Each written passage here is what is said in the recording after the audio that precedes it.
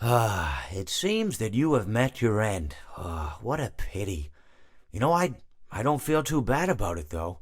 After all, if it weren't me, it would have just been one of the others, I guess.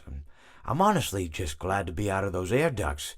It's not easy for a hippopotamus to fit up there, and not easy to get down either, and not as young as I used to be, as you can see.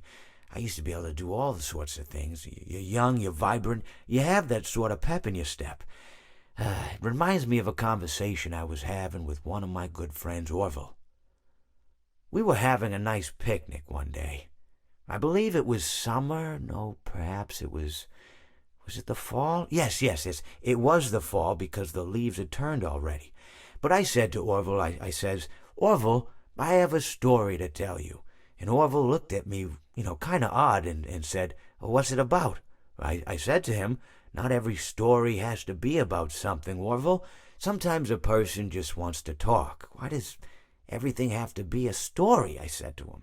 He just looked at me and he said, well, you said you had a story. And, he was quite right. I did, in fact. I told him I had a story.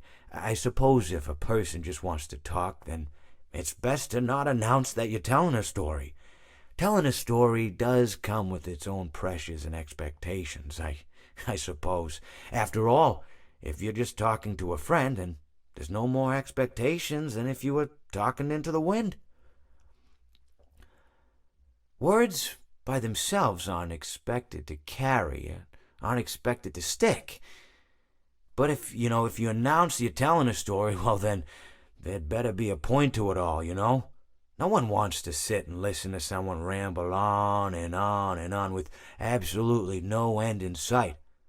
So, it's good to be mindful that when you tell someone that you're about to tell a story, that you have something to say.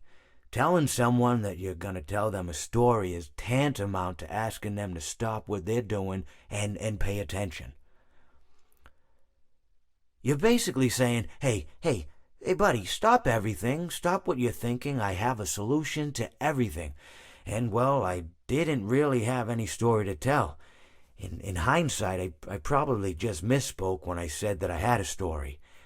I think it would have just been better to tell Orville that I wanted to tell him something rather than tell him that I had a story. But, even then, it might have put too much importance on the whole thing. Either way, it was quite a nice day.